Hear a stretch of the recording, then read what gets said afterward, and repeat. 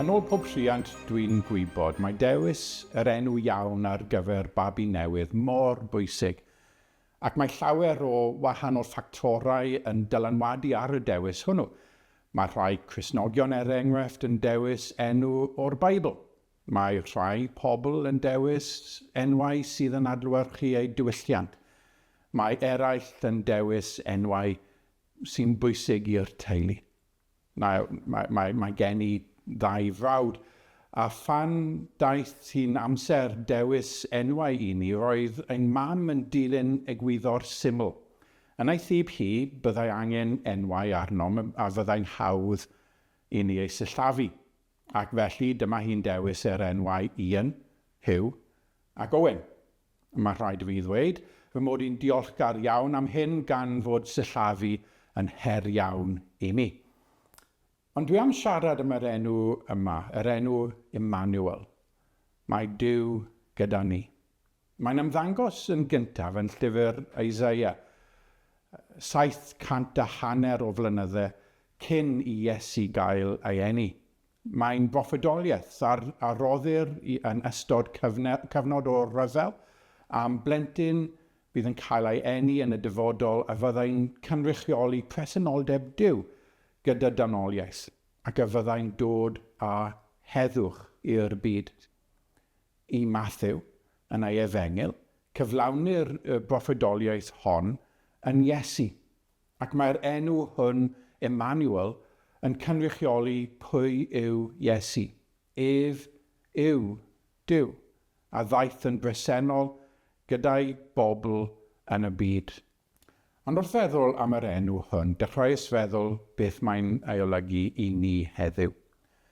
Pan sgrifennodd Isaiah y geiriau yma, roedd yn byw yn ystod cyfnod o helynt gwirioneddol yn hanes y genedl. Fe'i bwriedir fel cysur i bobl sy'n profi llawer o fryder oherwydd bod ei gelynion yn ymosod arnynt. Maen nhw'n addewid o heddwch oherwydd maen nhw'n dweud y bydd Duw yn ei bendithio a'r bendith mwyaf oll, sef ei bresenoldeb. Mae'r enw Emmanuel yn golygu mae Duw gyda ni. Bydd y bachgen hwn na aned yn ei hatgoffa o'r berthynas sydd ganddynt â Duw, ac o fwriad Duw yw bendithio gyda heddwch. Iesu yw'r Emmanuel hwn. Y mae ei enedigaeth nid yn unig yn addewid o bresenoldeb Duw, ond yn gyflawniad yr addewid hwnnw. Iesu yw Duw gyda ni. Oherwydd ef, mae Duw gyda ni. Ond sut mae wedi gwneud hyn? Wel, gad i fi awgrymu dwy ffordd. Yn gyntaf, mae'n gyflawni hyn yn ei berson. Iesu yw Duw, ond hefyd mae Iesu yn ddyn. Mae hyn yn golygu bod Duw a dynoliaeth yn un, ynddo ef, yn ei gorff, yn ei fywyd ac yn ei natur. Mae Duw felly gyda ni. Ond yn ail, mae Iesu yn gyflawni hon trwy beth mae wedi'i wneud. Os ymwydwn ymlaen hyd diwedd oes Iesu, rydym yn ei gweld ar Calfaria, yn hongion ar un o 2 croes sydd wedi ei godi yna. Ni allwn ei weld yn glir oherwydd fflachlampau yn unig sydd yn ei oleio, oherwydd mae tywyllwch arallfydol ym mhobman. Ac yn y tywyllwch hwn, mae Iesu'n defnyddio'r olaf o'r gronfeydd cryfder oedd ganddi, ac yn gweiddi, fy niw, pam wyt ti wedi fy ngadael? Felly mae gennym y sefyllfa od yma. Yr un sydd yn cynrychioli presenoldeb Duw yn cwyno nad yw'n profi presenoldeb Duw. Beth yw ystyr hon? Wel, yn Israel, roedd defod flynyddol pan fyddent yn cymryd gafr. Byddai'r offeiriaid yn gosod ei dwylo arni, gan ddynodi bod yr holl resymau pam roeddent yn tybio y gallai Duw dymuno cefnu ar y cenedl yn cael ei trosglwyddo i'r anifail hwn. Ac yna gyrrwyd yr afr allan i'r anialwch gan gymryd gydag ef hunanoldeb a ddiffyg cariad y bobl. Ac felly, pan mae Iesu'n gweiddi'r geiriau hyn, mae fel petai e fe yw'r gafr honno. Mae pob rheswm gallai ni dychmygu pam efallai nad yw Duw eisiau bod yn bresennol gyda ni yn cael ei drosglwyddo iddo, ac mae'n cael ei yrru allan o bresenoldeb Duw, fel y bydd Duw bob amser gyda ni. Dyma beth digwyddodd y diwrnod ofnadwy hwnnw ar Galfaria.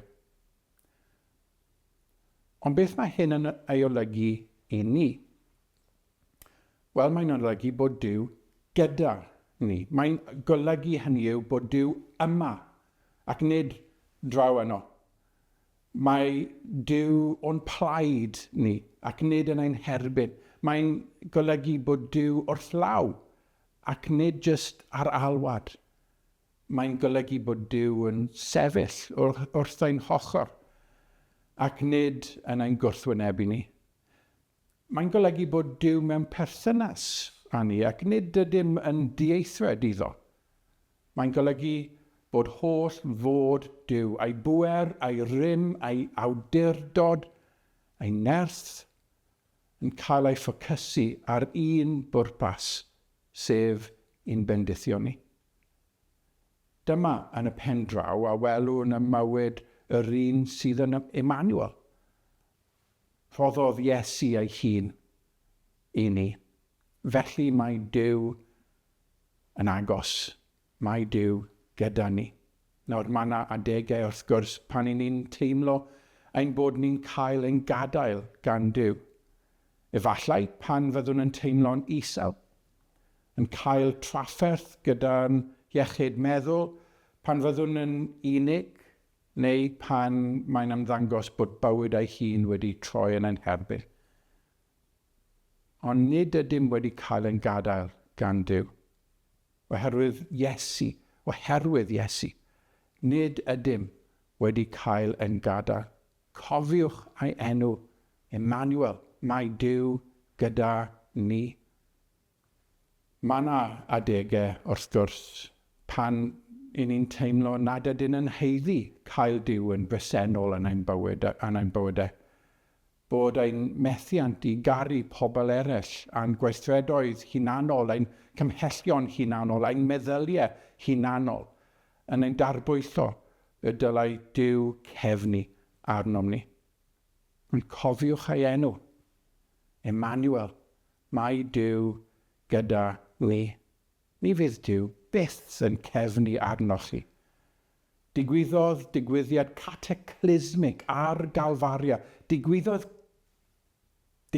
cataclysmic ym Bethlehem i sicrhau na fydd byth yn eich gadael.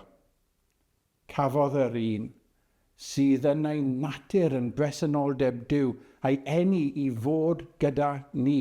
A cafodd yr un sydd yn ei natur yn bresenoldeb Duw a'i yrru allan o bresenoldeb Duw, dy di. Ni allwch cael eich gadael. Pa bynnag mor ddrwg ych chi'n teimlo amdano'ch chi'ch hun, ni allwch chi cael eich gadael gan Dduw. Ond yn ail, mae'n meddwl bod Duw gyda ni.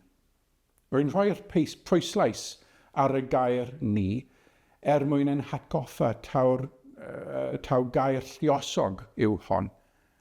Mae'n rhyfeddol o wir bod natur a bywyd Iesu yn golygu bod Duw gyda ni fel unigolion wrth gwrs, a gall pob un ohonom ni berchen ar y datganiad hwnnw. Ond mae gwirionedd yr enw hwn yn fwy na hynny. Mae Duw gyda ni, y gymuned ffydd, yr eglwys. Ac mae'r ffaith bod Duw gyda ni i gyd yn golygu ein bod ni'n un.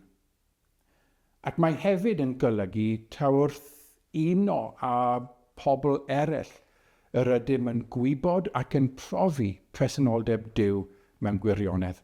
Hynny yw, i ni'n dod ar draws Duw yng nghymuned yr eglwys.